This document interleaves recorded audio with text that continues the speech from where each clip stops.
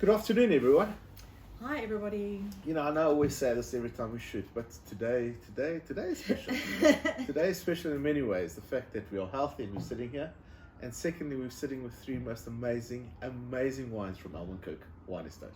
Well, we've spoken about Almenkerk quite a few times, yours and Natalie being two wonderful human beings that's done something amazing in Elgin, in the Cooler Valley. And with these three wines, they really pay homage to their history and the tie that still holds them to Flanders. Sure. And their Belgian background. And this is the great Flemish Masters series. Masters and painters. And each one of these wines have a artwork from one of these incredible painters. So this is where I take a step to the side, and I know art plays a very big role in your life. So take it away, Mrs. Melekio. I love how it just marries wine and art, and I think this is what they wanted to achieve. They don't talk about the cultivars on the labels. It's all about what is a classic blend or a classic wine, not even a blend for that matter, and that's what relates you to the artwork. And when we tasted, I mean, it's almost like you can taste the intention of these artists. And the 2017, unfortunately, is sold out. But here we've got a work by I'm just get his name, okay, Peter Bruegel, and a lot of these art depicts peasants. Pheasants is a bird, and peasants is peasants eating pheasants. Okay. And so there's a lot of movement and maybe more subdued color in the artworks, but definitely somebody you can almost feel that kind of a homeliness and that authenticity of the culture. And then for 2018, I think they've got a little bit of this wine left. They're one of my favorite. It's Rubens. Now Rubens, probably more known for his Baroque style of art.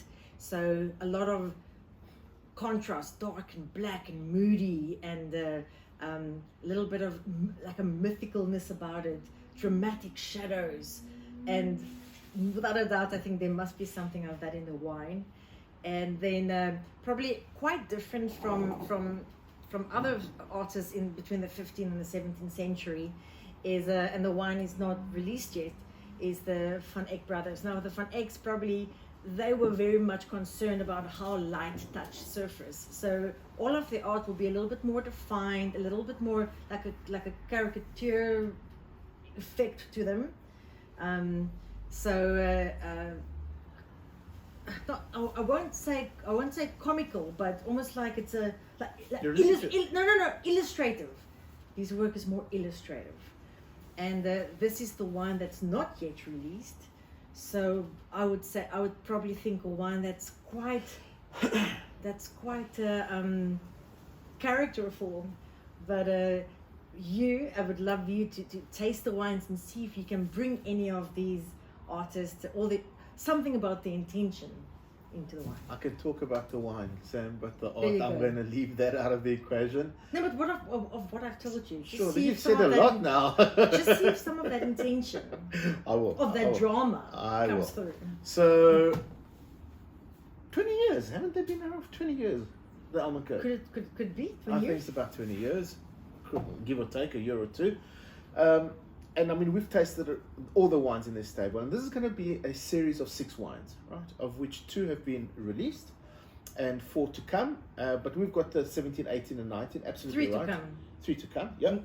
Well, if you exclude the ones Correct. on the table. Correct. And I know you enjoy tasting young to old, but we're going to do it a little different today, if you don't mind. So we're going 17, 18, 19. Okay. Right. Let's go with the 17, Bella.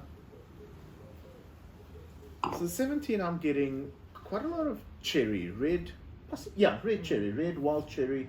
You're almost getting that very soft, gentle white pepper on the nose. A lot of perfume. Very violety. Yeah. I want to play like folk music and jump up and around and take a drumstick and cook rabbits. Yeah, absolutely. Talk about the foods. You get the whole kind of lively kind of a character to the. What I'll never remember the dish, that Flemish stew. What do you call it? There's a hutsport. Say again. Hutsport. Hutsport. But there's the pot. Huts. Huts is like Hutsport. Okay. So we went to the brasserie, the restaurant in the Strand, to enjoy some proper Flemish dishes that we paired with these wines, and there's this hearty element in the food, and then quite a bit of a tartness in the food that match the acidity of cool climate wines. So we had to have traditional food with these wines. But the people that don't know the brasserie, right, owned by the Almenkerks, and you can almost see the golden thread going through from the restaurant all the way through to the wine estate. So authenticity. Correct. Let's try Bellama. Right, exactly that. I mean, you can feel the wine's got 4, 5, 8 years to it. Very elegant, very subtle, very. Do not take this incorrectly, but I find this wine very sassy. It's come through. It says, "Listen, vivid and bright. Here I am. Enjoy me." Although this wine could probably go. Say, I'm talking about the wine. This wine could go another 10 years quite easily. I mean, it's got the structure, it's got the fruit, it's got the freshness, it's got the soft tannins, but well integrated tannins. And the acidity is used as a sculpting tool. Correct. Lovely. Broad brushes, and then it just comes in together. Numero 2, signora. Okay, immediately on the nose, I'm picking up a little bit more riper fruits, more plum, red plum, currants, blackberries. I'm getting a bit of cedar, inside. My cigar humidor, the inside of the cedar wood. I'm picking up quite a bit, and here I'm getting not white pepper anymore, but here I'm getting a bit of black pepper. It's a little bit more broody. It's a little bit more dramatic and luscious. Definitely broad-shouldered. And I haven't tasted it yet. Yeah, definitely broad-shouldered.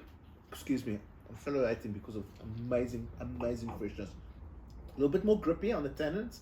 And the acidity is a little bit more gentle. Correct.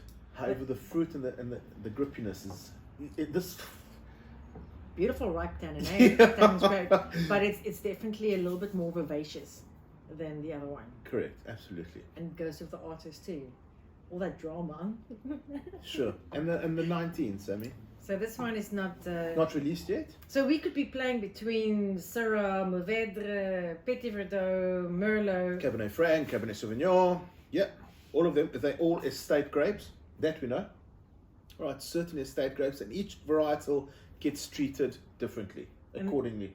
And then the best barrels are selected. I think they know the vineyards very well. Extremely they know well. what it's been giving them, and they're using the best of all these different walls in the vineyard to create a classic wine. And they don't want you to think about what cultivar you're drinking. They want you to think about the intention of creating a classic wine that is quintessential to the property. And they aim for difference, Sam, and they aim for unique satisfaction. That's what they aim for. And both Natalie and Eurus, I mean, they've nailed exactly that, to my opinion, in the glass.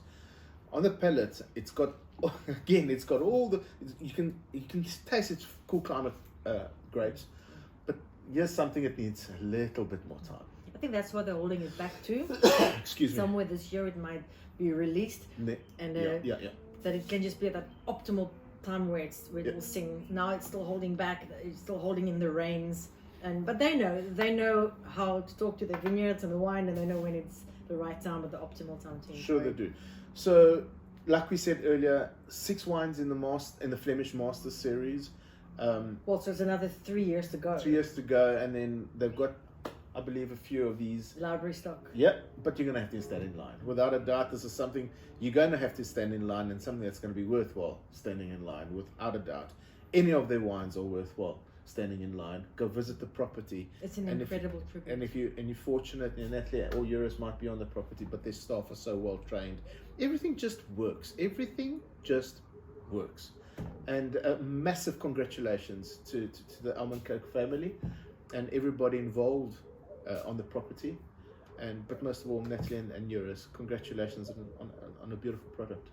So look out for these wines, and if you can lucky, you'll get your hands on 6 in a couple of years from now. But may I raise my glass to wine and art. Sure. Cheers, everybody. Cheers. Thank you very much. Cheers.